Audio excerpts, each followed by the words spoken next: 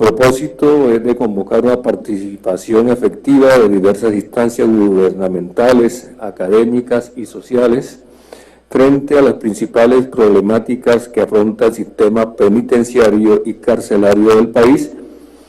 Se quiere involucrar a academia, científicos y expertos del ámbito público y privado para plantear un intercambio de ideas e iniciativas encaminadas a contribuir en la superación de las mismas. Segundo saludo de bienvenida de parte del honorable representante Iván Darío Zapata. En esta ocasión, pues, se dirige a ustedes el doctor Anselmo Escobar, asesor del representante Iván Darío Agudelo.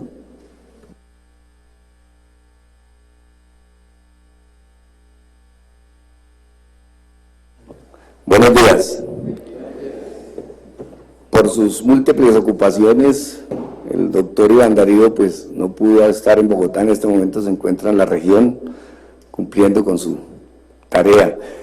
Mandó estas palabras de saludo, agradeciendo inmensamente la respuesta a la convocatoria a este seminario, en el que se abordarán las dificultades de salud, sanitarias, de seguridad, administración de las penas y demás temas de los centros penitenciarios y carcelarios.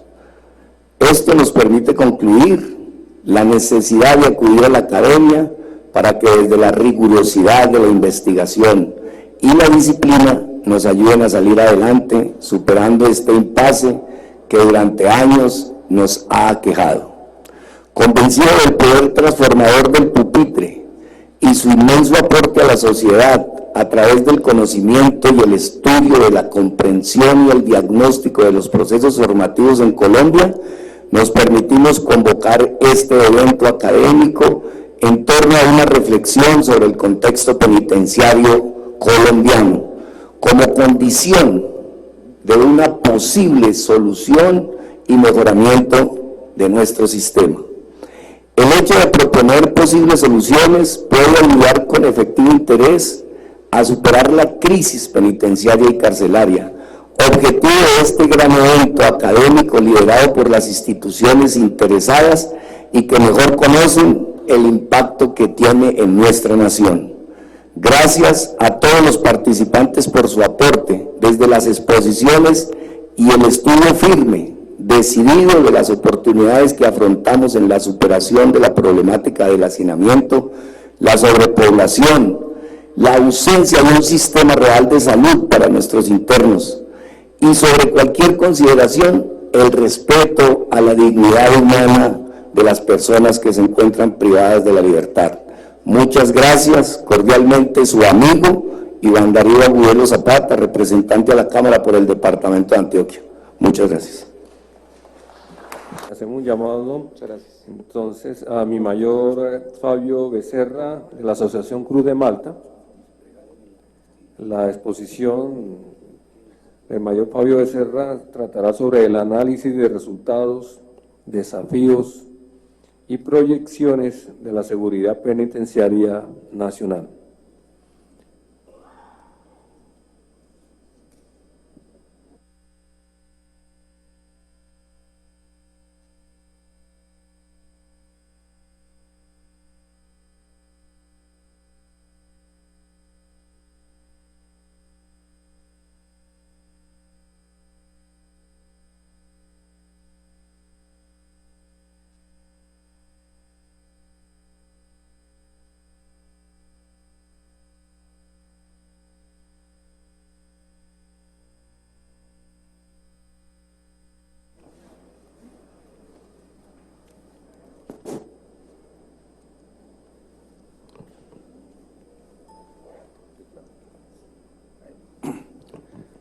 Muy buenos días para todos. Agradecerles primero que todo la asistencia, la invitación del honorable representante, doctor Iván Darío Agudelo Zapata, la asistencia de mi coronel Velázquez, señor director de custodia, de mi capitana Diana, señora directora de la Escuela Penitenciaria Nacional. En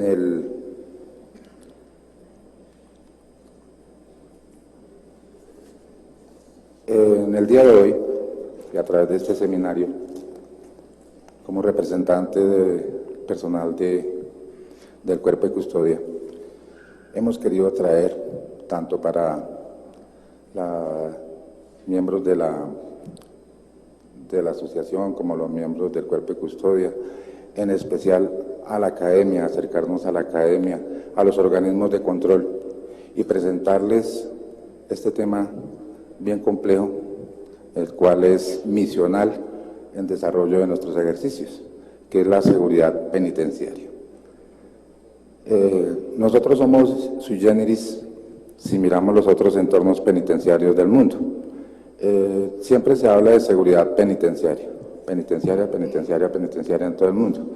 En Colombia nosotros hablamos de seguridad penitenciaria y carcelaria. Cada uno tiene un entorno y tiene un fin específico. Nosotros nos hemos especializado en los dos, tanto en la parte penitenciaria como en la parte carcelaria. Entonces la idea es crear un semillero, presentarle a la academia, a los organismos de control, a la sociedad en general, una visión de lo que hemos hecho, los resultados, de dónde estamos y cuál es nuestra proyección futura desde el punto de vista de la seguridad. Antes de iniciar la presentación, me gustaría que miráramos un pequeño contexto para ubicar la seguridad penitenciaria y carcelaria dentro de nuestro entorno. Nosotros, por tradición, el Cuerpo de Custodia, comenzando de ahí, y de ahí de puertas para afuera del establecimiento, el entorno local, regional e internacional, siempre nos han mirado como allá. La cárcel es algo que allá está quieto. Desde que no moleste, pues dejémoslo allá quieto. En esta oportunidad es mostrarle que esa seguridad hace parte de un gran engranaje, ¿cierto? Que si bien somos el último eslabón de la cadena de justicia, no por ello podemos abandonarlo y dejarlo, solamente atenderlo cuando una situación mediática, cuando un evento traumatiza y causa impacto, en especial en los medios de comunicación.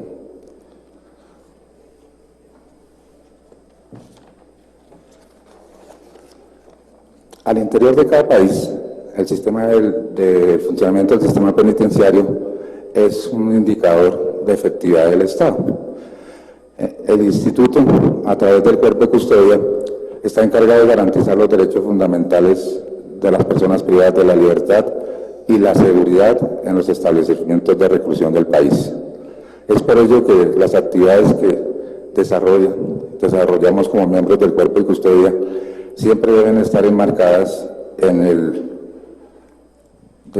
marco de los derechos humanos y en los principios de la administración.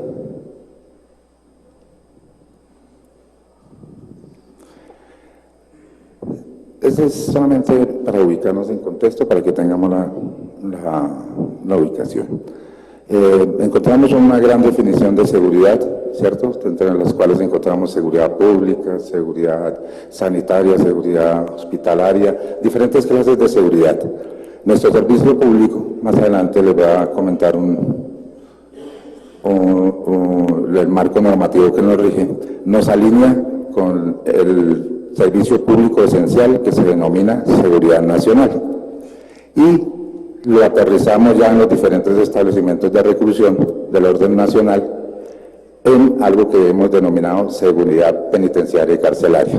Como les decía al principio, nosotros en Colombia, el Cuerpo de Custodia es bien especialísimo, cumple una doble función, tanto la parte de atención a la población detenida preventivamente, como la parte de atención a los ya vencidos en juicio o condenados.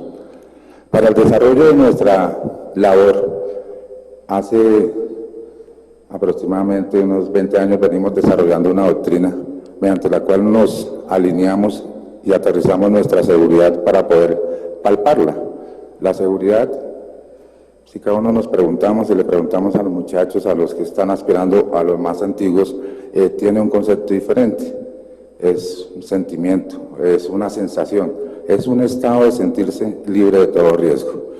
En ese entendido, nuestra seguridad penitenciaria y carcelaria la hemos identificado como el conjunto de acciones y medidas, ¿cierto?, llámese administrativas, operativas o judiciales que establece la norma para prevenir y minimizar los riesgos al interior de un establecimiento.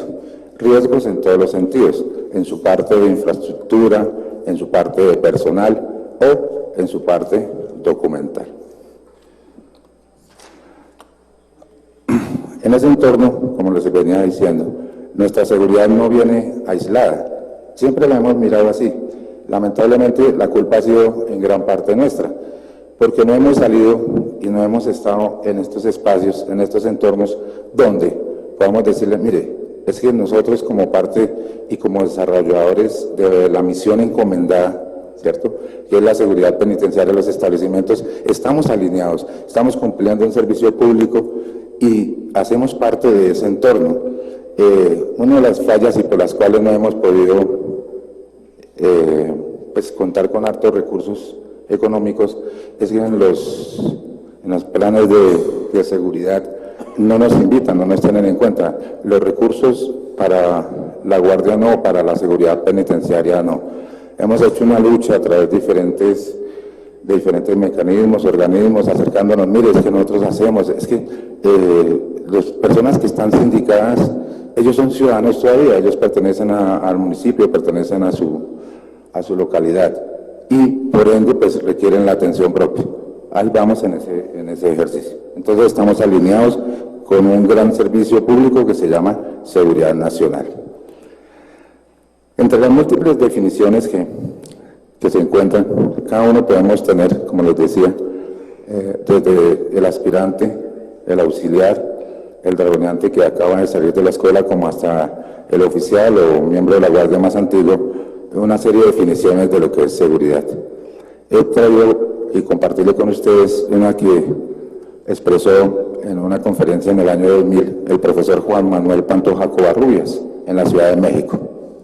Él expresa, entre otros, que la seguridad penitenciaria es un conjunto de medidas y acciones sistematizadas y relacionadas entre sí que tienen como propósito fundamental prevenir, minimizar y, en su caso, enfrentar acontecimientos que pongan en riesgo la tranquilidad e integridad del establecimiento, de los internos, del personal y de los visitantes. En últimas, nosotros somos garantes de todo lo que pase desde la entrada de la puerta principal de un establecimiento, en todo su recorrido, en todo su trayecto hasta la salida, de todas las personas que por cualquier razón, llámese visitante en ese entendido tenemos notificadores, abogados, amigos, allegados, parientes, ¿sí?, estudiantes, personas interesadas en el sistema que quieran acercarse, desde que hacen su arribo al establecimiento, ingresan, se le autoriza el ingreso hasta que salen, es responsabilidad de los miembros del cuerpo de custodia. Para ello se hizo una gran definición que me gustaría presentarles a todos para que vayamos teniendo, en especial a los muchachos que nos acompañan de la escuela penitenciaria. Nuestra seguridad la hemos definido en tres grandes frentes. Una, que es la normal, la que todos y la mayoría de las personas se manejan, que se llama física, que hace parte de la estructura, la reja, los escáneres, las cosas que se tienen. Otra, que es la parte de los procedimientos, la parte de la documentación, la parte de la normatividad, que la hemos denominado, o se denomina la seguridad procedural. Y una que viene con una corriente no muy de hace muchos años, que se llama la seguridad dinámica, que tiene que ver con todo aquello que relaciona con la persona, con el interno como persona, con el comportamiento de cada uno de ellos. Entonces, en ese entendido, se está capacitando nuestro talento humano desde nuestra alma mater, con énfasis en que tenga esos saberes, que pueda conocer, que pueda percibir, que pueda acompañar a la población privada de la libertad y, en ese entendido, alerte cualquier cambio, ¿sí? Prevención. Esa es la idea con la parte de la seguridad dinámica y apunta más hacia la persona.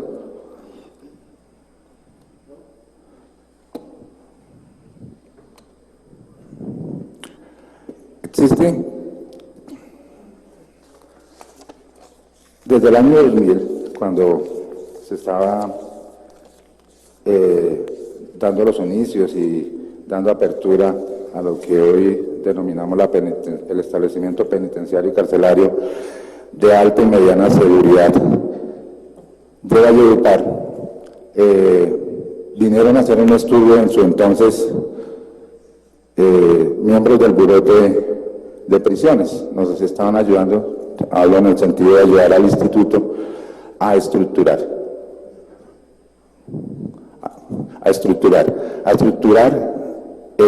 el sistema.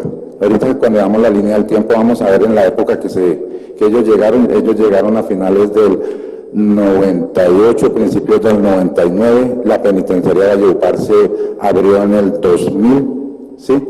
Y estábamos en una época un poco impactante, un poco movida en temas de seguridad al interior de nuestros establecimientos. Ellos hicieron un estudio muy juicioso por todos los establecimientos e identificaron algo. Dijeron, mire, el IMPED hay gente muy buena, gente que trabaja, la parte administrativa es bien, pero les hace falta algo. Y ese algo es la documentación, la estandarización. Al hacer falta esa parte, se abre la puerta, ¿cierto?, a que cada quien actúe a su acomodo, ¿sí? Al no existir una estandarización, al no existir unas normas, unos cánones que rigen todas las actividades que se desarrollan al interior de un establecimiento, se abre la posibilidad a que, como son desarrollados por personas, pues cada persona haga lo que estime pertinente. Y ellos lo denominaron el libre albedrío. Para eliminar ese libre albedrío, para eliminar y disminuir los riesgos en seguridad, conceptuaron y opinaron que se debía seguir para ese establecimiento en especial unos cánones establecidos en las normas ISO 9000 y a través de lo mismo pues lograr al último la certificación. Comenzamos en ese entonces a documentar todo. Y ellos en su momento se identificó en conjunto con el instituto 4 grandes subprocesos, que a saber, entonces dividieron: requisas y controles, ¿sí?, vigilancia, software penitenciario, para nuestro caso colombiano, el CICIPED Web, una herramienta de gestión altamente eficaz, ha mostrado sus bondades tanto a nivel nacional y ante los organismos de control, y unas áreas de contingencia. En ese entendido, tenemos que la estandarización nos reduce el libre albedrío y por ahí nos evita la entrada a algo que vamos a ver más adelante, que es un flagelo que azota a cualquier empresa, cualquier institución, que es el flagelo de la corrupción. Si limitamos, si documentamos, si establecemos estándares, si cada quien sabe qué es lo que tiene que hacer, pues vamos limitando y vamos cerrándole la puerta a la corrupción.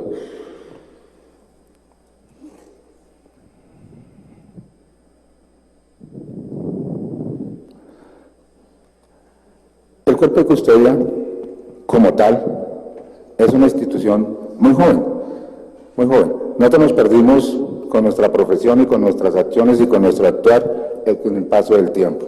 Siempre nos escondimos allá, siempre estigmatizados, siempre fueron desarrollados por personas, pues, y que eso aún persiste en el argot popular, en los mitos populares, que sinónimo de uniforme azul es sinónimo de falta de inteligencia, vamos a decirlo más. Mi coronel Bernardo Echeverriosa, nuestro padre fundador, tutor, ¿sí?, en sus inicios él hizo unos recorridos por los establecimientos y en uno de sus tantos libros que escribió sobre el tema penitenciario narraba la descripción de cómo encontró los primeros guardianes al llegar a un determinado sitio, y decía: estaban mejor vestidos los internos que el personal de guardia. Estamos hablando de 1963. En 1964 aparece el primer documento donde nos aterriza y nos trae a la ley jurídica, que es el decreto Ley 1817, un decreto expedido con las facultades que el Congreso le dio al presidente para que regulara la materia carcelaria. Aparece la carrera penitenciaria, aparece nuestra estructura, cogen todos los alcaldes que habían, que se llamaban hasta ese momento, crean la escuela penitenciaria y dicen, esos alcaldes van a la escuela penitenciaria y de allá salen como suboficiales, y los que sean más y estén en los primeros puestos van a salir como oficiales. No hablan de cuál es nuestra función, no hablan de cuál es nuestra razón de ser, pero sí nos clasifican, establecen la primera idea de carrera penitenciaria y salimos a la luz. Antes del 64 no existía nada. Cada cárcel nombraba a sus propios custodios, eran nombrados a libre albedrío de los capataces, de los que mandaban en los municipios, en los establecimientos. De aquí del 64, pero esa es una institución relativamente joven, desaparecemos otra vez en el mare magnum de la normatividad y volvemos a aparecer en el 86, ya con un sentido, ya con una misionalidad, ya con una razón de ser. ¿Sí? Con la ley 32 de 1986, el legislativo consideró y estudió toda la profesión que se desarrollaba por parte de este personal que labora al interior de los centros de reclusión y determinó organizarlos y crearles, primero, definirlos, qué son, ¿cierto? ¿Para qué están y para dónde van? Esta definición fue plasmada y cambiada en el tiempo con el decreto ley 407 de 1994 para ajustarlo a la realidad del momento. Entonces, el Cuerpo de Custodia y Vigilancia Penitenciaria y Carcelaria Nacional, nosotros, más conocidos como la Guardia, o sea, nosotros nos quedamos, y así nos define el Código Penitenciario y Carcelario. La Ley 65 habla de los deberes de los guardianes, o sea, nosotros somos guardianes. Nuestro nombre técnico es Cuerpo de Custodia y Vigilancia Penitenciaria y Carcelaria Nacional. Viene consagrado en la Ley 32 y en el decreto Ley 407. Nos define, dice que somos un organismo que cumple un servicio público esencial del Estado. Como les había mencionado antes, alineados siempre con el servicio público esencial que se denomina seguridad nacional. Si bien nos han tenido a un ladito y hemos estado allá, ha sido también culpa de nosotros mismos por no salir. Mire, aquí estamos, nosotros somos, sí, ahí estamos y nosotros hacemos parte. Somos armados, ¿sí? Armados para la vigilancia de los establecimientos, armados para la conducción de los internos. Somos netamente civiles, netamente, y trabajamos permanentemente. Nuestro servicio es 724. Estamos al servicio del Instituto Nacional Penitenciario y Carcelario INPEC. Aquí, desde el decreto de ley 407, estamos al servicio del INPEC. Con la ley 32, estamos al servicio del Ministerio de Justicia. Está integrado por personal uniformado. El uniforme es básicamente para distinguirnos de la población reclusa y nosotros. O sea, nos da identidad, nos da unidad de cuerpo, pero es en sí una distinción con la población reclusa. Jerarquizado, porque en este entorno, y lo ha tratado la Honorable Corte Constitucional y los organismos internacionales, siempre debe existir un orden y alguien que responda. Nosotros, como garantes de los derechos fundamentales de la población reclusa, debe estar jerarquizado para que haya responsabilidades. Si todos están en el mismo nivel, pues nadie va a responder. Entonces, para el orden de responsabilidades, así está jerarquizado.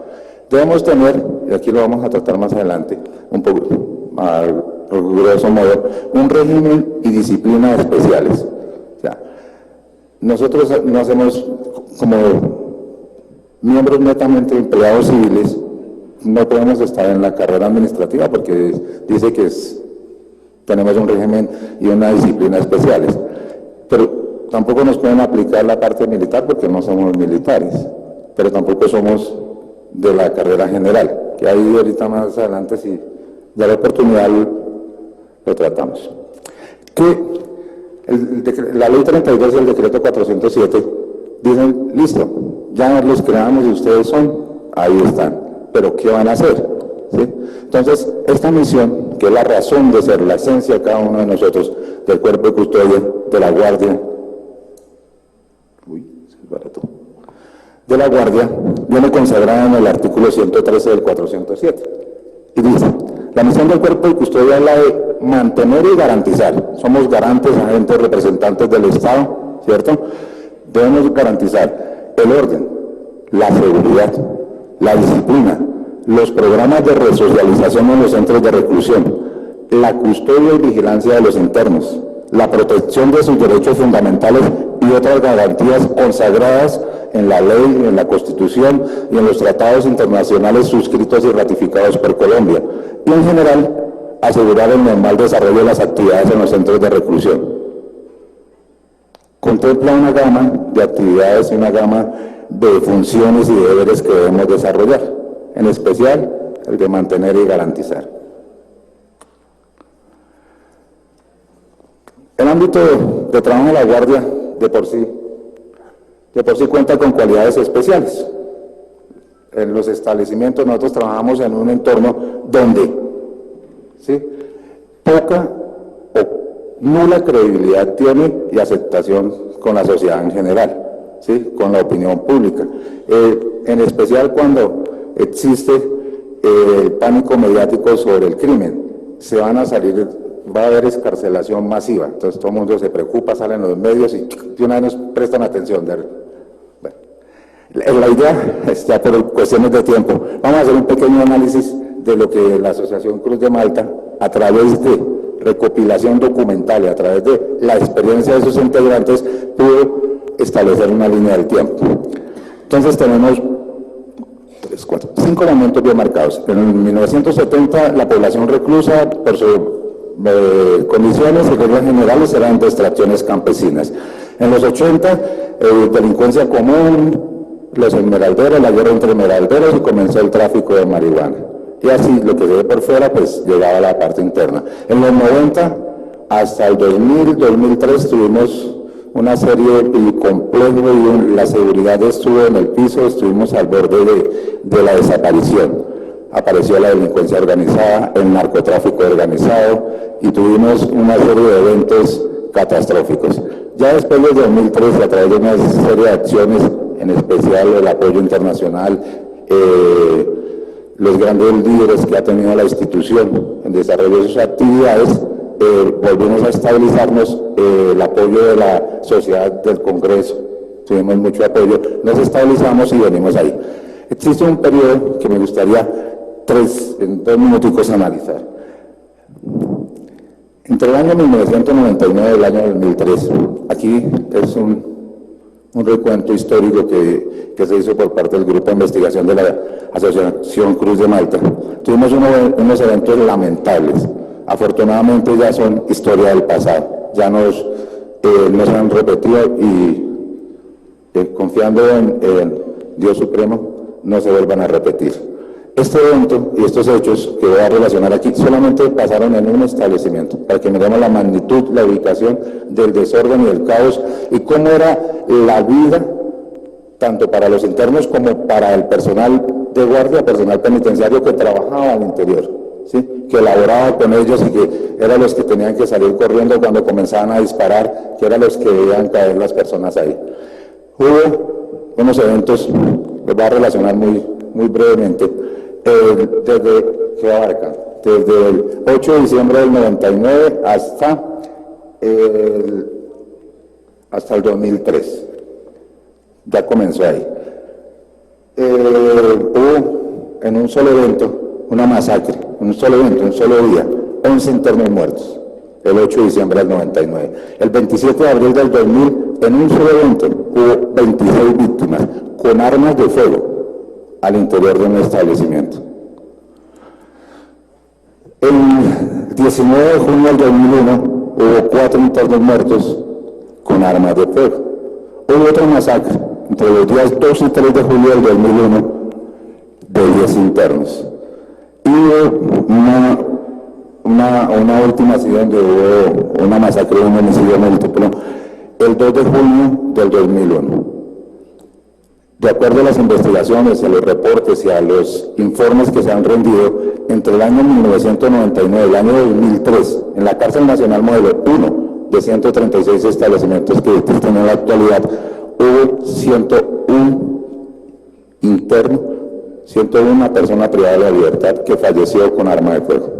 Eso era pues el entorno para ubicarnos, para que miráramos que esa historia ya, que los que vivieron eso o vivimos esa época, aún quedan unos pocos, pero que fue una superación total. Que ahora tenemos otras limitantes, que ahora tenemos otras expectativas, que tenemos unas herramientas, que estamos apoyados, que queremos que la academia, a través de sus diferentes semilleros, a través de los semilleros que cuenta la asociación, que cuenta la institución, a través de nuestra escuela penitenciaria como alma mater, podamos integrarnos y tratar de proponer y mirar alternativas para salir y mejorar la situación. No sé si me... ¿No? Un minuto. Bueno, les voy a mostrar los indicadores, cómo han sido los indicadores de hacinamiento y en estos puntos que están marcados, cuáles han sido los puntos de inflexión, ¿sí? En el punto número 1 tenemos que comenzó, el instituto nació a la luz con el decreto 2160 del 30 de octubre del 30 de diciembre de 1992. Entonces se hizo una investigación desde enero de 1993 al día de hoy. ¿Cómo ha sido el comportamiento del hacinamiento y cuál ha sido su impacto? Entonces, comenzamos desde el 93, tuvo un pico máximo en el 97, ¿cierto? ¿Por qué? Por la aparición de leyes como la Ley 40, que fue el Estatuto Nacional contra el Secuestro, la Ley 228 de primeras causas, entonces nos elevó el hacinamiento. Después tuvimos unas ampliaciones, salieron unos establecimientos nuevos como Itagüí, los pabellones de alta seguridad de Palmira, el pabellón de alta seguridad de La Picota, ¿sí? Y tuvimos una leve disminución. Después se estabilizó, llegando hasta el 2001, época en la cual tuvo una tendencia a la baja hasta llegar al 15,30%. ¿Sí? En este ítem número 4 aparecen los establecimientos de segunda generación. Aparece, por eso vemos ese periodo de 2001 a 2003, bajó todo el indicador de hacinamiento, pues se abrieron nuevos cupos. Valledupar, Acacías, Popayán, Girón, La Dorada. Aparecieron en el escenario jurídico, deshacinaron los otros establecimientos y bajamos el indicador y volvió a subir, ¿cierto? Entonces, lo que yo quería indicarles con la gráfica es que nos la hemos pasado desde que el Instituto Nacional a la Luz Pública aumente cupos. Entonces salen leyes y los llenan. Aumente cupos, disminuye el hacinamiento. Sale otra normatividad, aumenta el hacinamiento. Aumentamos cupos, hacemos más cárceles, hacemos más. Aquí en el punto 7 encontramos los establecimientos de tercera generación, baja el hacinamiento. Entonces nos hace falta, que era una de los análisis que les tenía para la reflexión, ¿cierto? Sin duda el hacinamiento afecta la vida en las prisiones y socava la posibilidad de aplicar cualquier medida positiva, además de los problemas más evidentes como la ausencia de un mínimo espacio vital. Donde hay hacinamiento no podemos decir que se pueden garantizar los derechos fundamentales de las personas privadas de la libertad y por ende de los funcionarios o de las personas que visitan los establecimientos. Se violentan los derechos, se disminuye el acceso al trabajo, se incrementan los problemas de disciplina, se aumenta la tensión y violencia, se afectan las relaciones entre los internos y los funcionarios. Bueno, hay más presentaciones, pero por cuestión de tiempo y por respeto a los demás expositores, pues aquí quedamos para una segunda oportunidad, invitar a la academia, invitar a las instituciones, invitar a los organismos de control para que por favor trabajemos y pues estamos ahí prestos para la mejora de todo el sistema. Agradecerles en nombre propio de la Asociación Cruz de Malta, de todos los oficiales del Cuerpo de Custodia, de la Guardia, la asistencia y la atención prestada a la presente. Muchísimas gracias y un feliz día.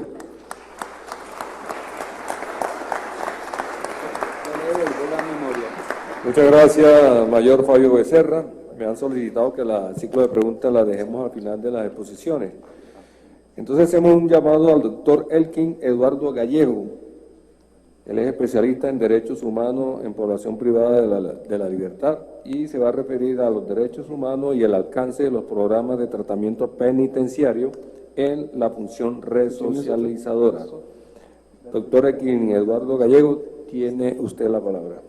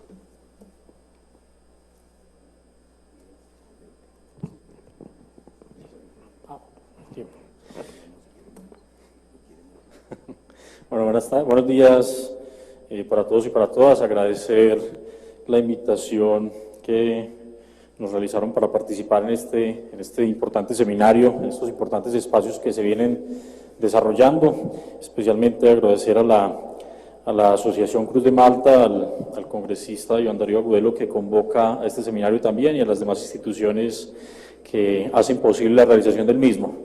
El día de hoy quiero resaltar primero que voy a, hacer algunas apreciaciones a título personal que no comprometen la posición institucional de las entidades en las cuales trabajo, pero que pues, son resultado en parte de lo que se ha venido desarrollando durante años con estas instituciones y en parte también a la experiencia de haber trabajado con el IMPEC también durante más de una década. El tema pues, que se me ha pedido que abordemos hoy un poco y que dialoguemos es el de precisamente los derechos humanos y el alcance de los programas de tratamiento penitenciario en la función resocializadora, lo que es ya per se bastante complejo de cara a las discusiones que desde el punto de vista criminológico han habido en sí mismos de si podemos hablar como tal de resocialización en este tipo de sociedad en la que vivimos. Pero independiente de ello, pues se ha planteado un desarrollo de la presentación, básicamente planteando cinco temas centrales sobre los que quiero dialogar un poco con ustedes en este tiempo que tenemos asignado y pues abrir la posibilidad de generar un diálogo abierto para que también pues ustedes puedan expresar sus opiniones, comentarios o preguntas que tengan en relación con ellos, dado que, como ya lo han manifestado, el tema de la privación de la libertad es un tema bastante complejo del cual todavía no hay unas soluciones claras a la vista. Yo creo que nadie hoy puede decir con certeza absoluta que tiene la solución mágica para los problemas de las cárceles y penitenciarías en Colombia, ¿no? A pesar de que normalmente cada director general que llega al IMPEC pues hace su mayor esfuerzo y plantea que él sí va a cambiar la problemática, pero la problemática termina por absorberlo. Y eso lo que nos va a plantear de entrada es que la problemática de privación de libertad va mucho más allá del alcance del IMPEC en sí mismo. Creo que uno de los asuntos que mencionó un poco el coronel en su presentación esta mañana es real en la medida en que, oiga, es que no es un asunto de política estatal y que no se reduce únicamente a una o dos instituciones, como ocurre en la actualidad no solamente en el panorama colombiano, sino en el panorama continental. Entonces, para abordar el tema planteado, pues les he propuesto a ustedes que trabajemos 5 temas relacionados, el primero con el alcance y contenido de los estándares internacionales de derechos humanos relativos al tratamiento penitenciario y en general a los derechos humanos, porque huelga decir que de cara a los marcos normativos y los estándares actualmente existentes, específicamente en relación con el tratamiento penitenciario y por ende la resocialización, no hay un mayor desarrollo en el plano internacional, lo hay un poco más de hecho en el plano nacional o local, porque, digamos, aunque no se hable directamente, se ha abordado principalmente desde el punto de vista de la atención integral y del respeto por la dignidad humana de las personas privadas de libertad. Lo que en últimas, como vamos a tratar de ir hilando un poco en el camino, es que en tanto no se garanticen estándares de derechos humanos, pues cualquier modelo de resocialización o de tratamiento penitenciario va a resultar inocuo. O sea, tenemos que partir de una base. Si no hay un respeto de los derechos humanos, será imposible hablar de un modelo exitoso de tratamiento penitenciario. Luego, un poco la relación de esos derechos humanos con el tratamiento penitenciario, para pasar a un tercer punto que ya lo planteaban también esta mañana, y tiene que ver con el rol de la política criminal como elemento estructurante del sistema penitenciario. O sea, lo que nos va a plantear es un poco salirnos del espectro penitenciario y carcelario para decir, hay que ir un poco más allá y decir, esto es un asunto que tiene que abordarse desde una política criminal y penitenciaria integral. Ahí la jurisprudencia de nuestra Corte Constitucional creo que ha sido supremamente clara en el asunto, y por lo tanto partiremos de una base, y es que el problema en principio no es normativo. O sea, si el asunto fuera normativo en materia de cárceles y penitenciarias, gran parte de ello estuviese ya resuelto, ¿no? El Código Penitenciario en un artículo nos dice medios mínimos necesarios, y uno dice, bueno, si se cumpliera ese solo artículo, parte de los problemas de atención y de derechos humanos de las personas privadas de libertad estarían ya solucionados. Y ello nos va a llevar a plantear un asunto ya más fáctico, que tiene que ver con las barreras que dificultan la materialización del fin de la pena, que es la resocialización, barreras que nos vamos a encontrar a diferentes niveles y órdenes, no solo normativos, sino principalmente institucional también. Y finalmente, pues unas discusiones ya en torno a la reformulación del modelo de tratamiento penitenciario. Vamos a tratar es un esfuerzo que trataremos de hacer en 40 minutos, de plantear un abordaje más general o más holístico de lo que implica hablar del tratamiento penitenciario en materia de derechos humanos. Quiero hacer un paréntesis ahí para plantear que desde el trabajo que se viene haciendo, por ejemplo, en la Personería de Medellín, con el seguimiento a las cárceles y penitenciarías que tenemos en la ciudad, pues hemos podido evidenciar precisamente parte de lo que vamos a afirmar acá en el trabajo que hacen nuestros investigadores de la Personería, de cómo, mientras, digamos, no haya un respeto efectivo de los derechos humanos, pues difícilmente se van a dar procesos de tratamiento penitenciario que sean exitosos. No en vano las estadísticas de reincidencia así lo demuestran. Y antes de empezar, quisiera hacer otro segundo paréntesis. A mí me gusta mucho hacer paréntesis todo el tiempo, pero, digamos, de cara a la pregunta que le hice al coronel esta mañana, yo sí no quisiera dejar de poder hacer la réplica en relación con la respuesta, y creo que una de esas barreras tiene que ver en sí mismo, no atacando al IMPEC, quiero decir, sino atacando a los entes territoriales, como lo decía, en relación con la responsabilidad que tienen en la norma referente a las personas imputadas. Lo que yo le planteaba a él era un poco es, cuando hacen convenios, por ejemplo, Bellavista hace un convenio, el INPE hace un convenio para que Bellavista reciba personas privadas de libertad de Copacabana. Tenía una cárcel municipal con 8 personas privadas de libertad. Hacen un convenio y esas 8 personas privadas de libertad pasan a un establecimiento que tiene más del 100% de hacinamiento en ese momento. Entonces ahí, digamos, hay una irresponsabilidad de parte y parte, que el IMPEC hacer un convenio para recibirlos en Bellavista, y además eso facilita que el municipio haya decidido cerrar su cárcel, porque ella lo veía como un gasto, ya que la mayoría de municipios solamente ven como un gasto, ¿no? Allí también habría que hacer un llamado también a la función de la Procuraduría General en relación con el cumplimiento de la Ley 65 y su reforma, que establece la obligación de los alcaldes de abstenerse de sancionar el presupuesto municipal si no se contempla una partida para las cárceles. Y la verdad es que cada año es una pelea constante del IMPEC con los municipios para que sí, digamos, tengan dentro de su presupuesto contemplado partidas para la situación de las personas privadas de libertad. Por lo tanto, digamos que sí podría ser una forma de jalar a los municipios que no se hagan más convenios con ellos para recibirles sus internos y obligarlos a que construyan sus propias cárceles, como lo describe realmente la norma, o que hagan alianzas entre ellos, como ha ocurrido en algunos otros casos, por ejemplo. Pero bien, cerrando esos paréntesis, pasamos entonces al tema que nos aborda, que nos corresponde abordar, y para empezar ello, pues traemos una reflexión inicial.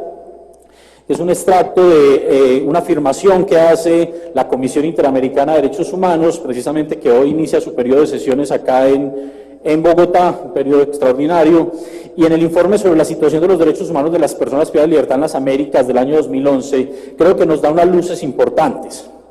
Lo complejo es además que ese informe es ya de hace 7 años y hay que decir que hoy, si vamos a hacer una actualización de ese informe, la situación de lo que se evidenció en el 2011 no solamente digamos que está igual, sino que ha cambiado. Hoy en algunos casos de algunos países está un poco peor, o sea que sí cambia a veces el sistema penitenciario, pero en algunos casos, no estoy diciendo que sea el caso nuestro, ya lo decidiremos luego, la situación hoy es más compleja en algunas latitudes como tal.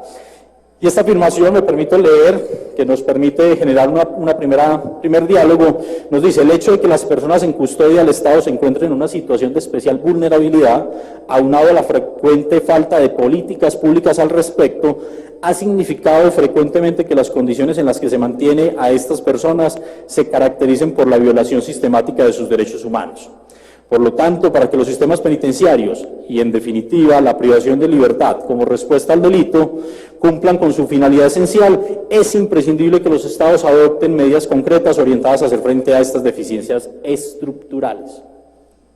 Creo que esa afirmación que hizo la Comisión Interamericana en el informe hay que destacar elementos muy importantes. El primero, del cual ya lo he mencionado también, es la falta de unas políticas públicas al respecto. Si bien se han formulado algunos intentos de políticas criminales y penitenciarias, las mismas se han reducido principalmente a un asunto meramente legislativo, como luego lo planteará el profesor Alexandro Barata. Y finalmente lo que nos plantea la Comisión en su afirmación, que es lo más importante, es que esto es un problema estructural.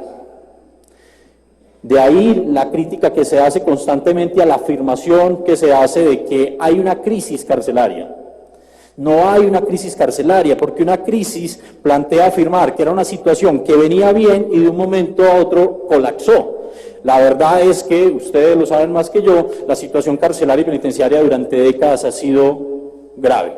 Por lo tanto, no es una crisis, siempre hemos estado mal. Lo que pasa es que hemos tenido, como lo mostraban las estadísticas, picos, en los que el hacinamiento pasa del 30 al 50, baja al 44 y nos movemos en estadísticas, pero en general, frente a la materialización efectiva de los derechos humanos de las personas privadas de libertad, siempre estamos igual, siempre estamos muy mal en materia de derechos humanos, a pesar de los esfuerzos y de los avances que hace el IMPEC, pero vuelvo e insisto, el asunto como se plantea aquí es que es una problemática de Estado.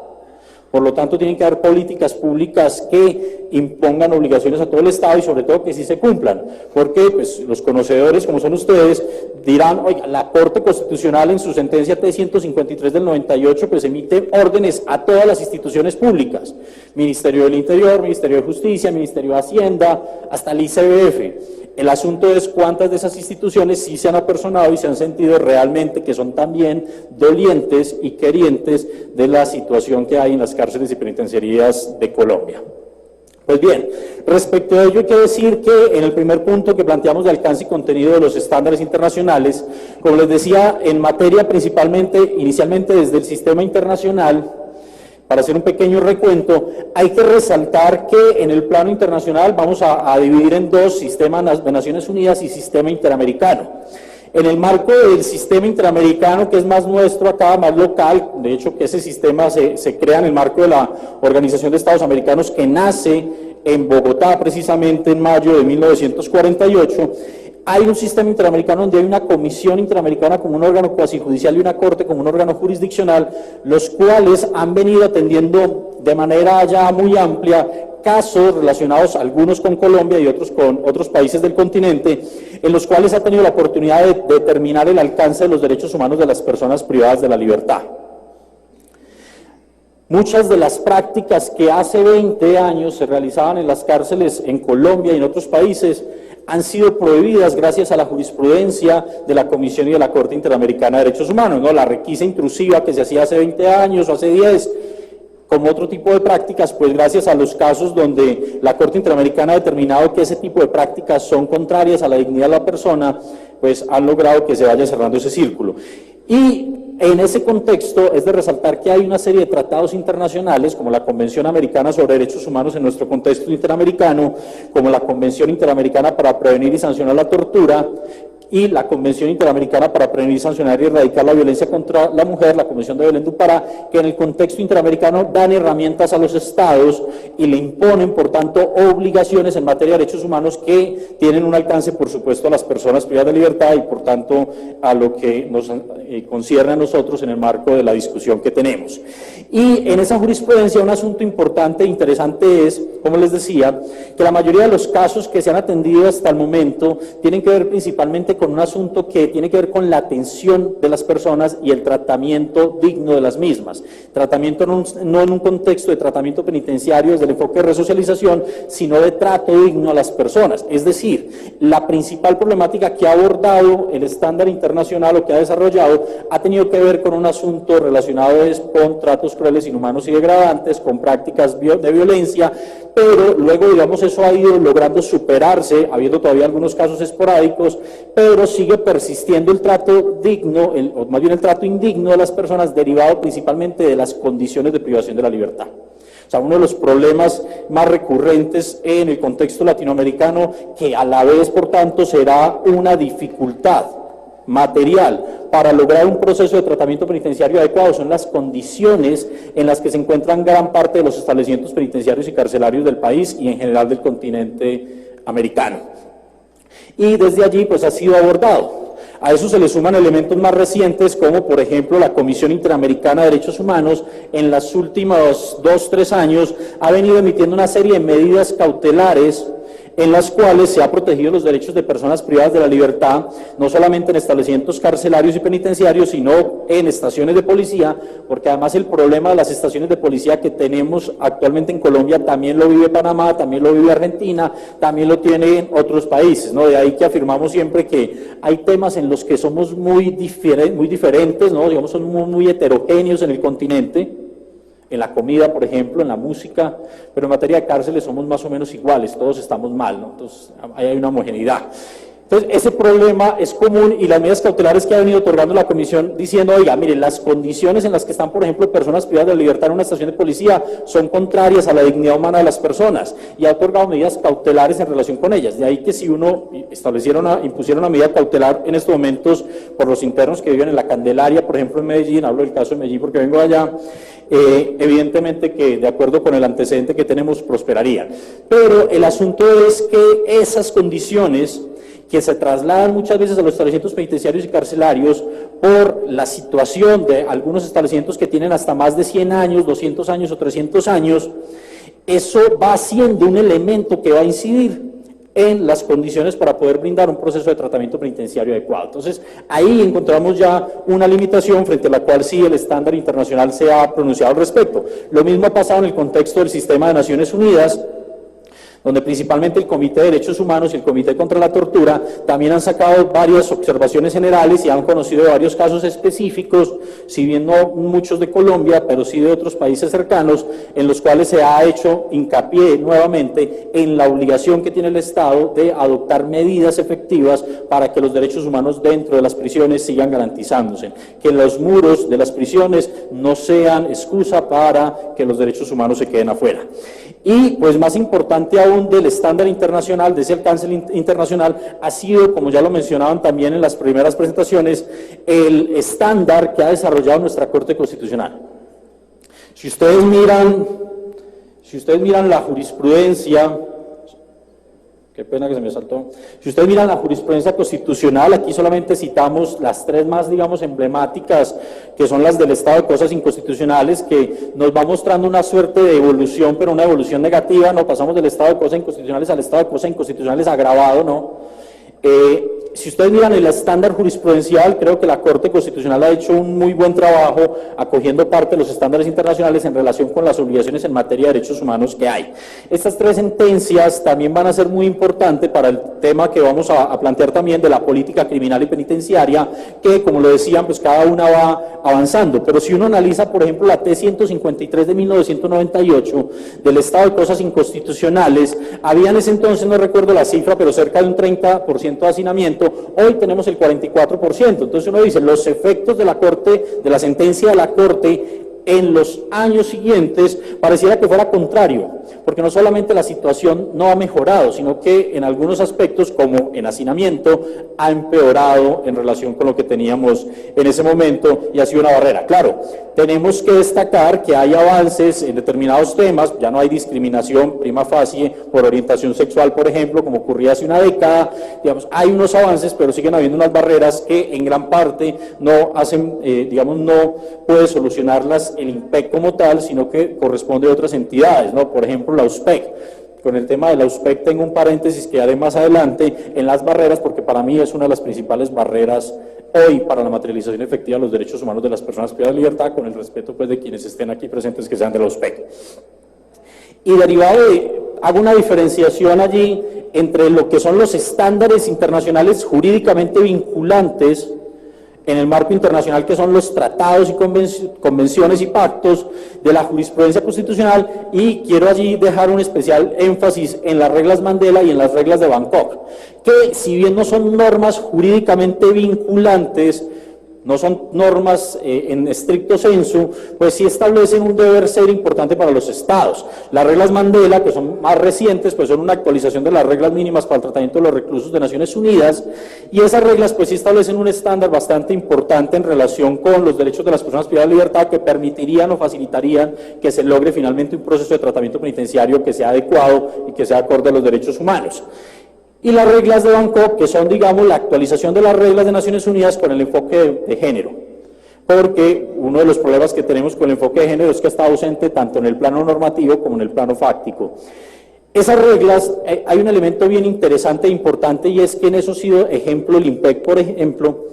El IMPEC en sus resoluciones internas de tratamiento penitenciario y demás, uno puede evidenciar cómo el IMPEC sí adopta las reglas en algunos casos. Hay por lo menos una referencia explícita en ellas en varias de las resoluciones sobre tratamiento penitenciario, lo que, digamos, es una buena práctica de parte de los estados. Digamos, entonces, planteando un poco ese marco, el segundo tema, que él se quiere ir solo para allá, es la relación de los derechos humanos con el tratamiento penitenciario, y aquí es importante plantear nuevamente, partiendo de la base de un estándar internacional, los principios y buenas prácticas sobre la protección de las personas privadas de libertad en las Américas, que fueron creadas en el marco de la comisión por el relator de personas privadas de libertad, la Comisión Interamericana, en la cual nos traen dos apartes y nos dice: las personas privadas de libertad tendrán derecho a la educación, la cual será accesible para todas las personas sin discriminación alguna. Sigue allí. Y luego nos dice también: toda persona privada de libertad tendrá derecho a trabajar, a tener oportunidades efectivas de trabajo. Quiere decir ello que el tratamiento penitenciario es, por tanto, un derecho de las personas privadas de libertad. El tratamiento penitenciario sabemos que se materializa a través de actividades de educación, de trabajo y de enseñanza. Ya luego la discusión es si las que tenemos regladas en el IMPEC deberían ser las acordes respecto a la población privada de la libertad que actualmente tenemos.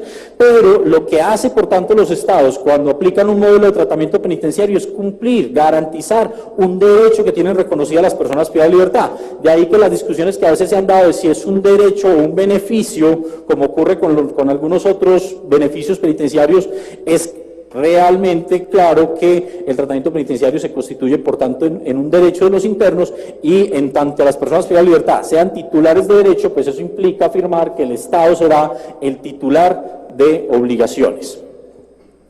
Luego, planteando allí un tercer elemento que es importante dentro de lo que queremos, digamos, el camino que queremos seguir el día de hoy, es el rol de la política criminal como un elemento estructurante del sistema penitenciario y carcelario. Creo que tal vez es el elemento más central. De ahí que sería muy importante que en estos escenarios como en el que estamos hoy, ojalá estuviesen todos los congresistas, que son los que crean las leyes, porque nuestra política criminal y penitenciaria por años en Colombia, no lo digo yo, lo dice nuestra Corte Constitucional, es una política criminal reactiva. Es decir, es una política criminal que no va orientada a la prevención del delito, sino que es una política criminal que va orientada a la persecución del criminal. No estamos diciendo que eso no ocurra, no, la misma Comisión Interamericana en un informe sobre seguridad ciudadana en las Américas le plantea a los estados y les dice: mire, es que las políticas de seguridad ciudadana que tienen los estados van encaminadas solamente a capturar al criminal, pero las políticas de seguridad ciudadana tienen que ser unas políticas de carácter preventivo, y habla de 3 tipos de prevención. que se materializan desde afuera, desde la sociedad. Entonces, lo que se ve en las políticas criminales y penitenciarias del Estado colombiano es la ausencia de elementos de carácter preventivo. Nos enfocamos en la persecución de la conducta criminal y pues eso lo que lleva es que la política criminal se vea traducida en una serie de reformas normativas, como lo decía ahora el señor Mayor Becerra, y el coronel también lo planteaba, en las cuales cada que salen normas penales normalmente se incrementan las penas, lo que va a implicar mayor población privada de la libertad o mayor duración de las que van a entrar.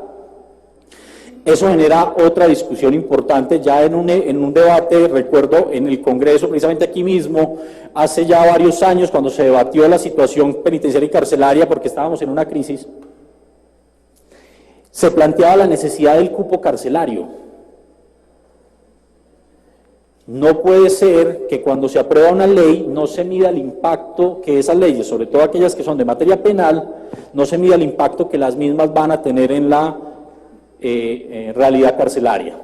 Debería estar dentro del reglamento del Congreso establecido la necesidad de que hubiesen estudios que contemplaran un análisis del impacto que esa reforma al Código Penal va a tener luego en la realidad. Y eso haría parte de un elemento estructurante de una política criminal y penitenciaria. Aquí traemos una reflexión de un profesor de la criminología, digamos el máximo exponente de la criminología crítica, el profesor Alexandro Barata, sobre las políticas criminales precisamente de los estados, que sigue siendo, a pesar de que esta persona falleció hace muchos años, sigue siendo, digamos que creo que bastante importante el día de hoy retomarla.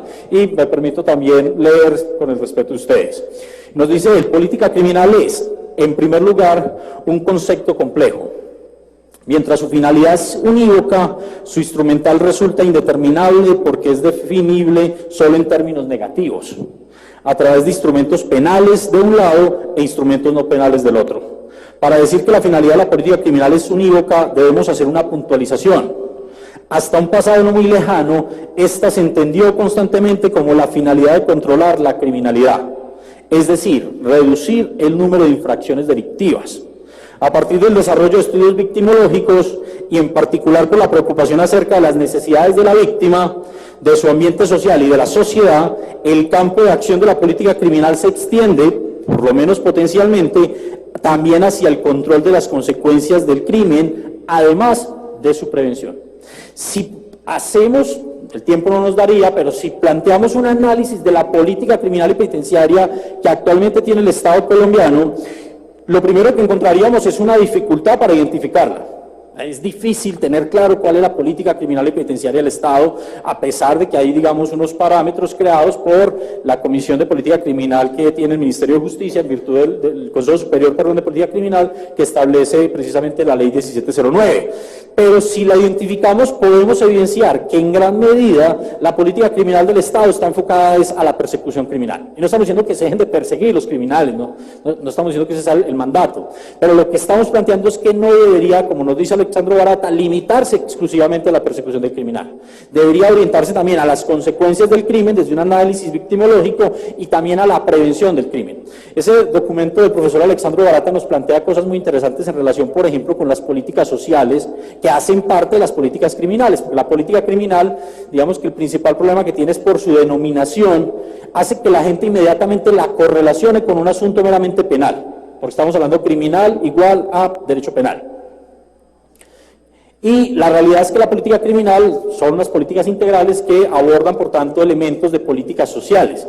El gran problema es que muchas veces las políticas sociales que se construyen son políticas sociales criminalizadoras, es decir, nos plantea el profesor Alessandro Barata cómo las políticas sociales que en algunos casos plantean los estados son orientadas a, tenemos que hacer políticas sociales frente a esas comunidades para que nos vayan a ir a robar a la gente, entre comillas, de bien. O sea, el argumento que utilizan realmente es, tenemos que evitar que esta gente se convierta en ladrones porque van y roban a la gente de bien. Y entonces estamos generando una división dentro de la sociedad de la gente que es de bien, entre comillas, y el resto de la humanidad. Y eso creo que es un problema bastante crítico. Y mientras no se aborde no se aborde la política criminal de una manera integral, difícilmente vamos a ver un cambio en las realidades de los sistemas penitenciarios y carcelarios. O sea, lo que vemos hoy, lo que vivimos hoy dentro de las cárceles y penitenciarías, extendido a las estaciones de policía hoy también por cuenta precisamente lo mismo, es una falta de una política criminal y penitenciaria adecuada que tenga un enfoque basado en derechos humanos. Y ya hay unos estándares. El Ministerio de Justicia sacó un documento muy interesante de 100 y tanto de páginas en el cual, digamos, establece cómo es una política, cuál es el enfoque basado en derechos humanos en una política criminal. El asunto es cómo logramos aterrizar eso a la realidad. Y el punto es que, pues eso tenemos que hacerlo entre todos, ¿no? Eso no podemos decir, es que el IMPEC, porque digamos que la afirmación tradicional es siempre, eso es un problema del IMPEC, pasa un poco como lo que decía el coronel con los jueces, ¿no? Entonces el juez que dice cierren la cárcel, el otro juez que dice recíbanlo, y entonces cuando usted le pregunta, oiga, pero es que tiene una decisión de otro juez, eso es un problema del IMPEC. Los jueces poco les importa dónde mandan a las personas, ¿no? Entonces hay digamos, una práctica soterrada en las otras ramas del poder público de decir eso es una responsabilidad del IMPEC, que mire él cómo hace. Y una cosa es que él sea la cabeza del sistema penitenciario y otra muy distinta que sea el único responsable de lo que pasa dentro de las cárceles. Creo que hay una distancia bastante profunda.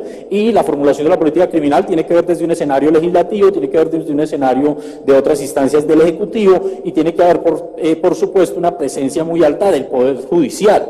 Si los tres poderes no se sientan y formulan una política criminal adecuada y coherente, pues lo único que vamos a quedar es que en 10 años nos vamos a volver a encontrar aquí para contar lo que dijimos hace 10 años y lo que dijimos hace 20 años y contar que ya no estamos en el 44% de hacinamiento, sino que estamos en el 50 y tanto, que ya no tenemos 120.000 intramurales, sino que tenemos 250.000 intramurales, porque además adoptamos modelos como el de Estados Unidos, que ya tienen 1 millón de personas privadas de libertad también. Y eso me lleva a un cuarto tema, digamos, para ir tratando de ir cerrando un poco el tema dentro del tiempo que me corresponde, y es en relación ya más fáctico con las barreras que dificultan la materialización del fin de la pena, es decir, la resocialización, ¿no? Como el fin máximo o último de la pena. Ya han mencionado muchísimo y hemos mencionado el hacinamiento. Decimos, mire, el profesor Elías Carranza fue hasta diciembre director del Instituto Latinoamericano de Naciones Unidas para la Prevención del Delito, decía que en un establecimiento sin hacinamiento es posible que haya violación de derechos humanos o que no haya violación de derechos humanos. Podemos afirmar, podemos lograr en un establecimiento sin hacinamiento que no haya violación de derechos humanos. Pero nos dice, pero en un hacinamiento con hacinamiento siempre habrá violación de derechos humanos. O sea, hay per se una violación de derechos humanos por el hecho derivado en sí mismo del hacinamiento. Es decir, uno de los primeros problemas que tenemos que afrontar es cómo vamos a resolver la problemática del hacinamiento. Y ahí un poco el asunto en la práctica es que se ha resuelto creando más cárceles y dándole la espalda a la política criminal. Y pues como nos lo mostraban ya, creamos las cárceles, ese año baja el hacinamiento, pero al otro día siguen llegando, y vamos bajando del 50 al 30, subiendo al 40, y nos quedamos un poco como en esa figura del DANE, que nos va diciendo si la cebolla bajó, si el cilantro subió. No hay realmente un enfoque completo por parte del Estado en cómo acabar con el hacinamiento. Digamos, cuando uno conoce experiencias, por ejemplo, en Europa, en algunos países, no es que Europa tiene sus propias problemáticas también, pero, por ejemplo, en materia de cárceles, en contrario censo, en algunos países, como los Países Bajos, han ido cerrando algunas de las cárceles porque ya no son necesarias. Hay unas teorías de abolicionismo, ¿no? Yo digamos que acojo en parte el abolicionismo, pero creo que es un asunto que no nos va a tocar ver a nosotros. O sea, algún día dejarán de existir las cárceles, pero eso no le va a tocar verlo ni a mis bisnietos, porque así como empezó, dejará de existir. Pero en estos momentos debemos reconocer que, dada la situación social, es un mal necesario. O sea, que lo que nos plantea eso es, hoy es un mal necesario, pero no es la cura de las enfermedades, no es la cura de los problemas sociales que tenemos en Colombia, las cárceles. Por lo tanto, hay que mirar una política criminal que pueda lograr acabar con el hacinamiento, que será un primer elemento fundamental para poder ir cerrando esa brecha que hay entre las garantías de derechos humanos establecidas internacionalmente y constitucionalmente y la protección efectiva de las mismas. Y eso lo planteo en esta lógica porque van unidas la una con la otra. La ausencia de la política criminal coherente pues es la que deriva o genera que haya esas estadísticas de hacinamiento. Y de ello se le suma un tercer elemento, que es la desnaturalización de las instituciones penitenciarias. Yo voy a afirmar esto totalmente a título personal. Creo que el principal error del Estado colombiano en los últimos 10 o 15 años ha sido crear la USPEC. Y, digamos, tengo una fundamentación empírica en ello y es, mire, si es el argumento un poco del ministro de ese momento, Vargas Lleras, es que la situación es que el IMPEC tiene tantas funciones que no es capaz con todas, entonces quitémosle unas funciones y creemos otra entidad. Entonces uno dice, si es difícil controlar una entidad, pues más difícil es controlar dos. Pero más allá de eso es el asunto de la desnaturalización, que tiene que ver es con el IMPEC, tiene una función natural de trabajar con las personas privadas de libertad. La función de la USPEC es una función administrativa que lo que hace es que en la práctica las personas que lo integren tengan una barrera en relación con las personas privadas de libertad, porque simplemente ellos son administradores de recursos. Y por lo tanto, digamos que lo que uno necesita es ponerse en los zapatos de las personas que están privadas de la libertad y vivir la realidad. Yo tuve la oportunidad dentro del IMPEC de manejar algunos años el sistema de salud en un establecimiento penitenciario y luego a nivel de una regional, cuando lo tenía el IMPEC propiamente, tenía su propio sistema de salud, tenía falencias, pero puedo asegurar que era muchísimo mejor de lo que hoy hay en sistema de salud con una fiduprevisora que lo único que hace es simplemente, pues a mí me pagan un porcentaje por recibir los recursos, soy una especie de administrador del recurso y yo contrato y pues pago, pero no es su misión esencial. Y ahí es donde se da la desnaturalización, tanto de la fiduprevisora como de la USPEC en relación con las funciones penitenciarias, y creo que es uno de los asuntos que deberían de analizar. Y la falta de voluntad política, pues siempre será elemento central que nos lleva a ello. Y finalmente, en el minuto que me queda, es el asunto de discusiones en torno a la reformulación del modelo de tratamiento penitenciario. Nosotros llevamos más de 4 décadas con un sistema progresivo, de tratamiento progresivo, que fue acondicionado a través de una metodología que le llamaban la metodología PASO, pero el asunto es como en otros países, ya desde hace también varias décadas, lograron trascender a un modelo de individualización científica, que aquí solamente quiero poner algunos ejemplos para ello. Si ustedes van y miran el sistema progresivo es totalmente rígido en relación con las actividades válidas de redención que hacen parte del modelo de tratamiento. Son resoluciones, algunas de ellas que llevan ya varios años. Un primer análisis que uno tiene que hacer es si esas actividades válidas de redención que hacen parte del modelo de tratamiento penitenciario son acordes con las realidades de las personas. O sea, pongámonos a pensar, si esas actividades que se desarrollan en el marco del modelo de tratamiento penitenciario dentro de las cárceles realmente son posibilidades de subsistencia cuando la persona sale en libertad. Porque si no, estamos errados. El tratamiento penitenciario no podemos decir que ayuda a construir un modelo de tratamiento, una opción de vida para la persona cuando sale en libertad, pero las actividades que él desarrolla, sobre las cuales él se especializa, luego en la realidad vemos que tienen muy poco o escaso posibilidad de acceder a una actividad de ese tipo. O sea, gran parte, por ejemplo, una de las cosas que a mí siempre me impacta cuando ponen el número de los establecimientos es que de todos los establecimientos solo hay una colonia agrícola en un país principalmente de extracción campesina. Solo hay una colonia agrícola, en la historia no ha habido dos, la Aracuara y esta. Y uno dice, pero ¿por qué solo hay una si gran porcentaje también de las personas privadas de libertad son de extracción campesina? Esas personas cuando salgan, su tratamiento penitenciario debería ser acorde a su extracción, a lo que realmente piensan hacer cuando salen en libertad. Entonces, eso se ve más profundo aún cuando uno va y mira que el modelo de tratamiento penitenciario consagrado en la ley, en las resoluciones, del IMPEC, se le aplica, por ejemplo, a los militares, y uno dice, oiga, es que los militares tienen una formación y un proyecto de vida muy distinto, o los policías muy distinto a las personas delincuentes comunes, ¿no? Por lo tanto, uno no puede decir que son las mismas actividades de redención para unos y otros, porque esas actividades no son coherentes con las realidades y el proyecto de vida que cada una de esas personas tienen, y en esa medida el tratamiento penitenciario pues se va a quedar, y de ahí la importancia de un modelo de individualización científica donde se atienda las realidades y las particularidades de cada persona, que si bien el modelo de tratamiento hace un poco eso progresivo, se queda bastante corto en relación con las realidades que vivimos hoy en las cárceles. Muchísimas gracias. A usted, doctor Sara, por su intervención. Precisamente de eso se trata. El Congreso es consciente de esta situación y por eso abre las puertas a estos escenarios para conocer de antemano la situación que se está viviendo y las posiciones que tienen los que conocen verdaderamente de estos temas. Esto pues se está transmitiendo en directo, como ya se manifestó al inicio de esta audiencia. De esto se levantan las actas y precisamente quedan como materia prima para los congresistas para poder desarrollar en lo mejor posible un proyecto de ley que busque subsanar todas estas inquietudes. Ya para finalizar, vamos a darle el uso de la palabra al doctor Escobar. Él es el asesor del honorable representante Iván Darío Agudelo, quien va a hacer unas breves conclusiones.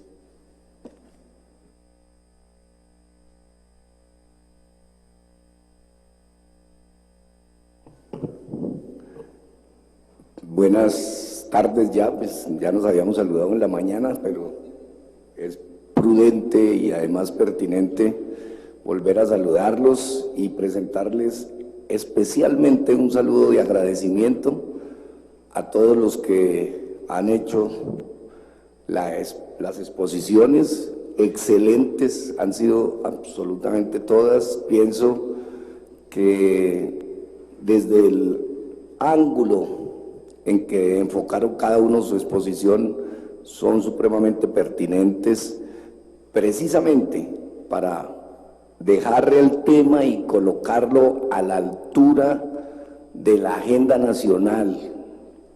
No podemos de pronto sentir pesar porque no hay unos o porque no hay los otros. Ese no es el inconveniente.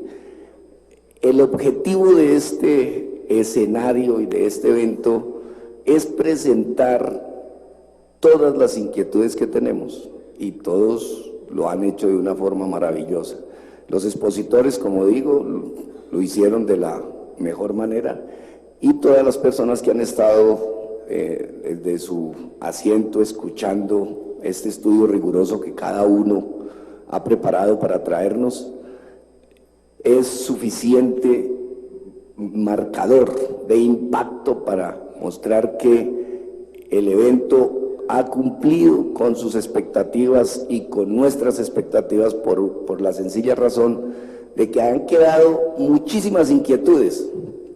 Yo que llevo en la docencia unos 36 años, las primeras frases que les digo a mis estudiantes es: yo no vengo aquí a resolverles todos los problemas y los inconvenientes que ustedes tienen académicamente, sino a dejarles expectativas, a dejarles interrogantes, para que usted, con su mentalidad en este momento que tiene de aprendiz, siga haciendo su aprendizaje, porque usted es el actor principal de este sistema.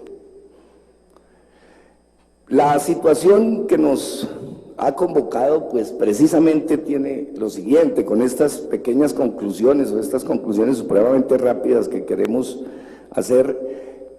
La primera es que las universidades, a nosotros los abogados, no nos enseñan derecho penitenciario.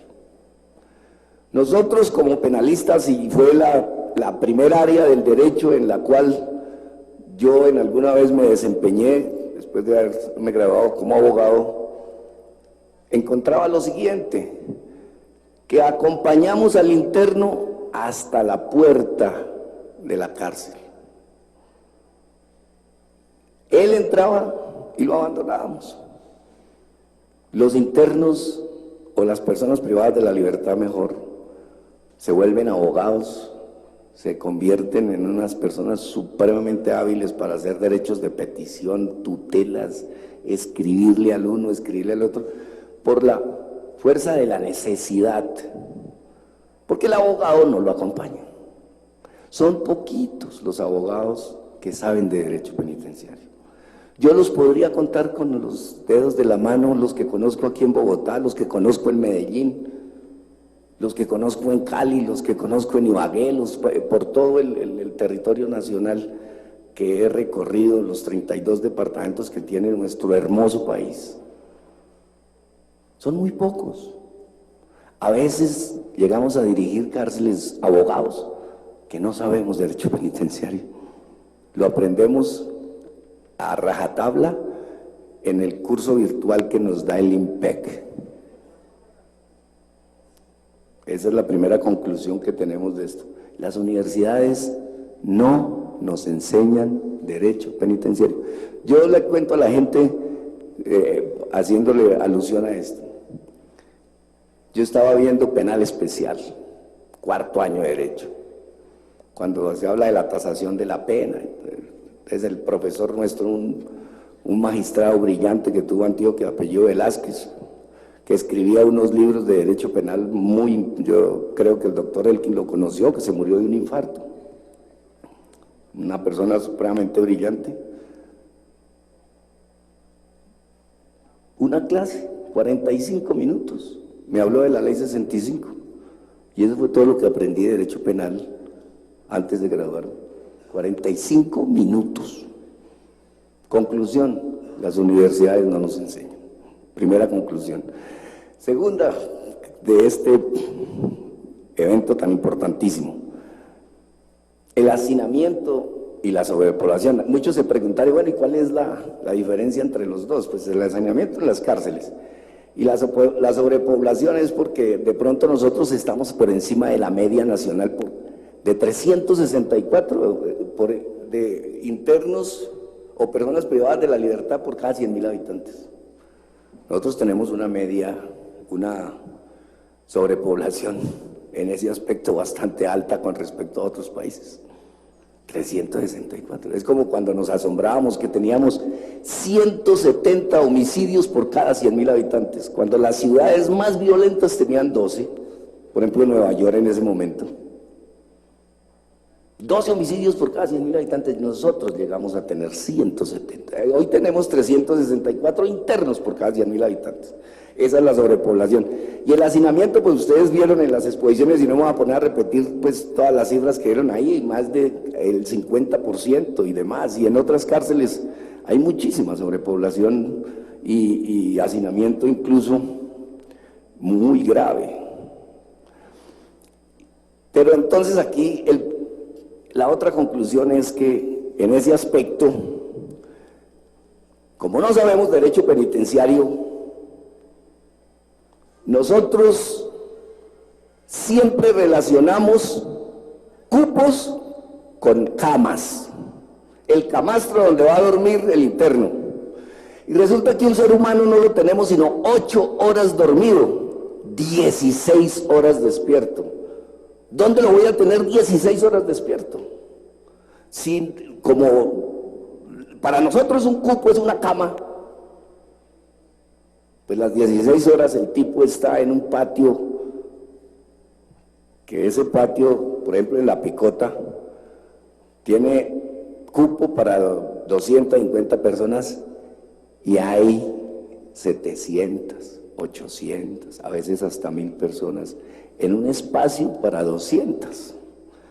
Y ellos se bajan y empiezan a caminar de un lado para otro y los que lo miran dicen, está patinando. Está patinando, porque tiene que estar 16 horas que está despierto, tiene que hacer algo.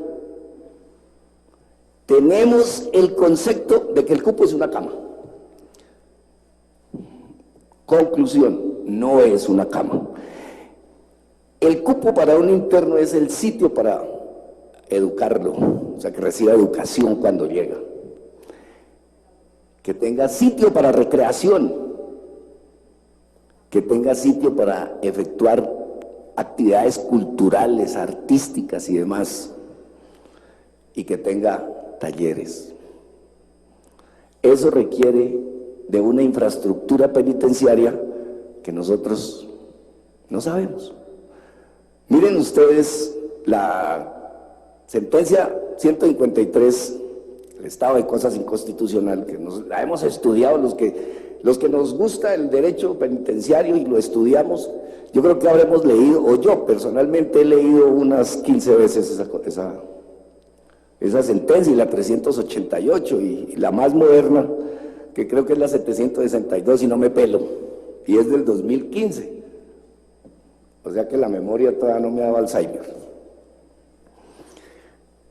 ¿Qué ocurre con esa sentencia? Hablan de todo el proceso y ordenó construir cárceles. Decíamos a construir 11, construimos 10. Vayan, miren esas cárceles que construimos, con un modelo que no es para nuestro sistema. No le hicimos las adecuaciones e instalaciones apropiadas para que el interno tenga su visita conyugal digna. Entonces, para una población de 3.500 le hicimos 10 celdas para visita conyugal. Resulta que para los Estados Unidos, que fue donde copiamos el modelo, es suficiente, porque ellos cada 3 meses que califican la conducta y la disciplina de los internos, a los mejores le dan la visita conyugal como premio. Pero para nosotros no, porque para nosotros es un derecho del interno. Entonces vaya a ver si en 10 celditas que hicieron, o 20 en otras partes, es suficiente para darle visita conyugal a 3.500. Entonces, ¿qué hacen los internos? Pues, hermanos, los colombianos solucionamos los problemas de alguna manera. Cosen las cobijas y hacen un cambuche, como lo llaman ellos. Un toldillo ahí. Y el que pasa y se enreda, túmbase y ahí queda en pelota la pareja. Así de sencillo. Entonces, esa es la otra conclusión. No tenemos claridad en qué es un cupo. Entonces, siempre pensamos, un cupo, una cama. Vaya, ¿qué pasa con la cama? La cama sí la ocupa, esos 8 horas, pero téngalo 16 horas despierto. Sobre la seguridad penitenciaria, pues son muchísimos los temas que la afectan. Yo pues no voy a repetir en absoluto, sino única y exclusivamente lo que nos ocurre. Por ejemplo, que en este momento el IMPEC tenga más de 80 sindicatos, pues es una situación que nos llama poderosamente la atención. Pero esa es nuestra Constitución. ¿Cómo hacemos para reprimir el derecho de asociación de una persona? Así como cuando en el 91 pusimos la tutela, pues todo el mundo se abrió a hacer tutelas porque entonces decíamos, es que no es tutelitis, sino que el Estado colombiano tiene exceso de abusitis. Eso pasa también con los sindicatos del IMPEC, pues no ven otra manera a veces de defenderse de las situaciones, sino sindicalizándose. Por eso tenemos 80 o más sindicatos. El poder económico de los internos de algunos patios, también, eso afecta mucho la seguridad penitenciaria. El delito por lo cual llegan, que no tenemos a veces los sitios adecuados para tener personas de altísima peligrosidad, porque los tenemos que tener en cualquier parte. A veces, bueno, aquí nos hemos ido especializando y por eso aparecieron algunas cárceles de máxima seguridad. Las personas que acuden a las reclusiones, pues son de 3 tipos, ¿cierto? Los familiares, los abogados y los otros. Pero como nosotros no tenemos una infraestructura penitenciaria, entonces por eso, de pronto los abogados que vamos a una cárcel como la Modelo, tenemos que esculcar, meter todas nuestras cosas en una bolsita plástica e ir a pagarle a una señora para poder ingresar. Si hiciéramos las cosas, infraestructura penitenciaria, pues eso no le pasaría al abogado. El abogado llega a alguna parte donde le prestan un locker, mete sus cositas, su maletín donde carga sus cosas, ingresa al penal y vuelve y sale. Pero yo, la primera vez, siendo muy joven, que fui a la Modelo a hacer alguna cosa, no me dieron muchas ganas de volver a la Modelo. Pongo el ejemplo de la Modelo porque siempre lo llevo aquí metido en mi cabeza ese día que me trataron supremamente mal. Eso hace muchos años. Pues yo llegaba a la cárcel de Bellavista allá en Medellín, donde estaban al ingreso de pronto muchas personas que han sido mis estudiantes, entonces me trataban bien. Pero yo decía, esto pasa porque no hay infraestructura penitenciaria, simple y llanamente. Eso es una cuestión. Todo lo que hemos hablado acá, todo, absolutamente, si ustedes se dan cuenta, con alguna excepción de lo del derecho penal, todo es derecho administrativo. Y tenemos también otra circunstancia muy especial, pues, por ejemplo, la investigación a las personas que van a las visitas de los internos. Les hacemos la investigación ahí, en caliente. La sientan a la persona, le toman la declaración y lo sancionan.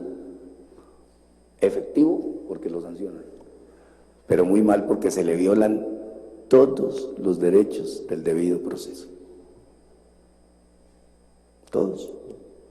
Puro derecho administrativo. Ahí no miramos el acto administrativo que producimos.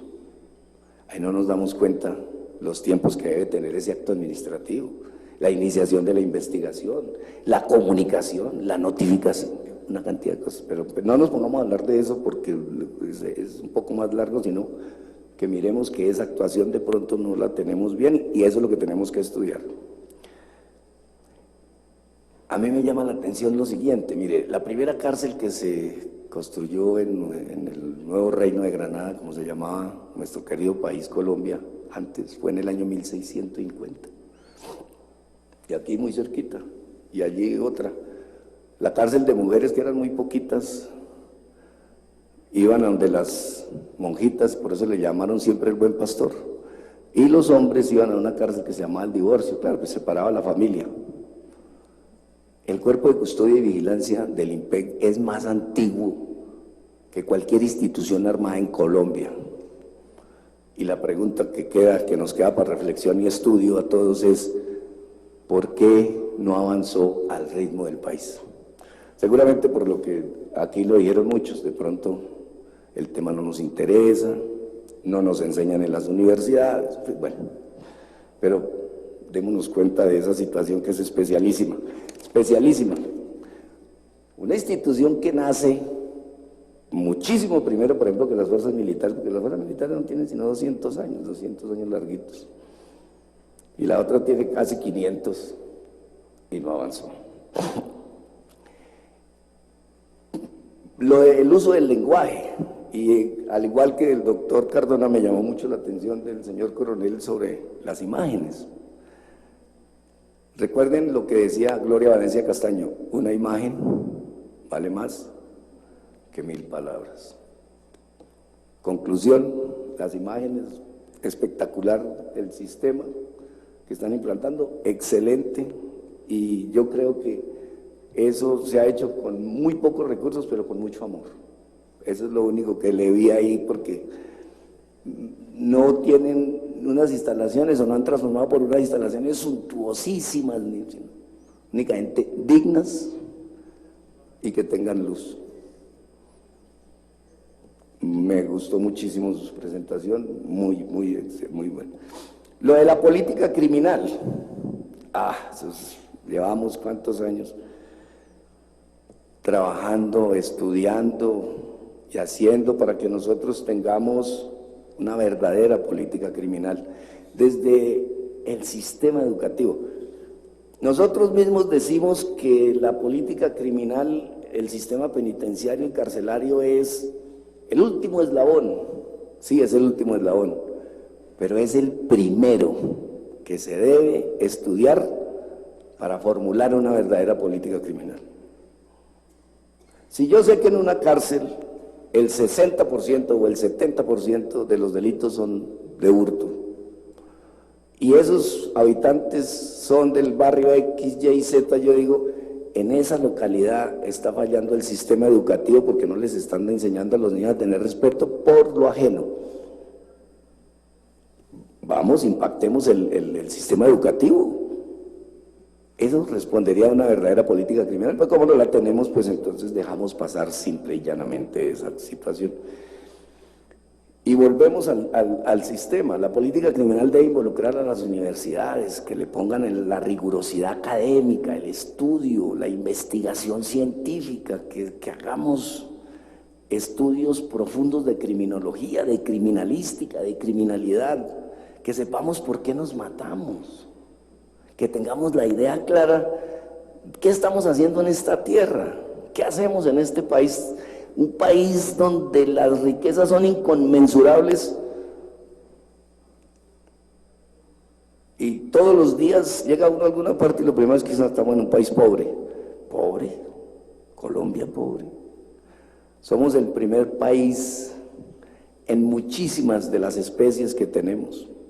Mejor dicho, en América Latina y en el mundo no nos gana sino Brasil en megadiversidad, para no alargar el cuento.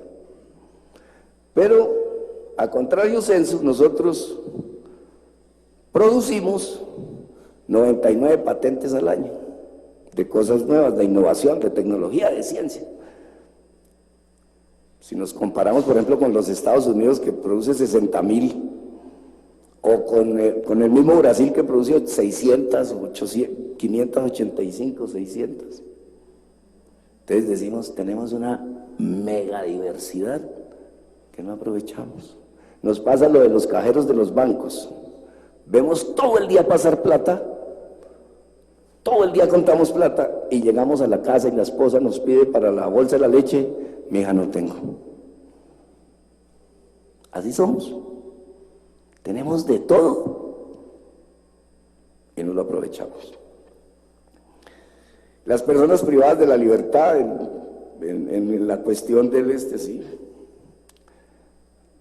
Recordemos que las personas son únicas e irrepetibles. La palabra persona es per se una, por siempre una. Hay que tratarlas como personas, que es única e irrepetible. Cometió su error, pero no deja de ser una persona. Esa es la otra conclusión, y que sigamos trabajando. Con respecto a la exposición muy corta de la actriz Joana Bahamón, recuerdo que en Colombia se hizo el lanzamiento de una película que hicieron los internos de Italia, de una cárcel italiana, con un título muy sugestivo, que pues ellos siempre hablan de su César.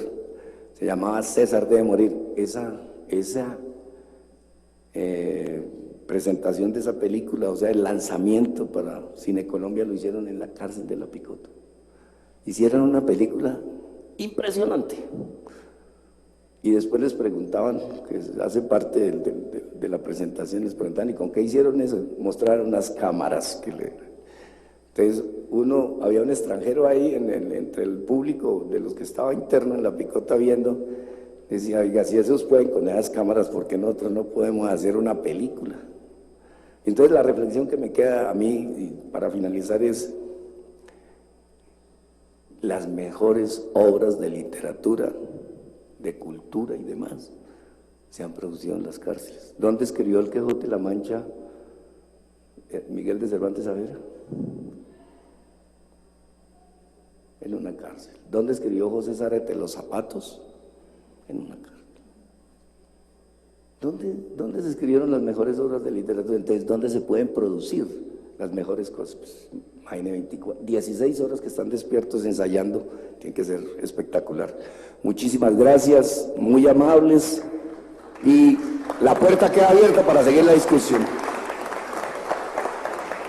Bueno, muchas gracias a todos ustedes por contar con la presencia y damos por terminado esta audiencia. Buenas tardes.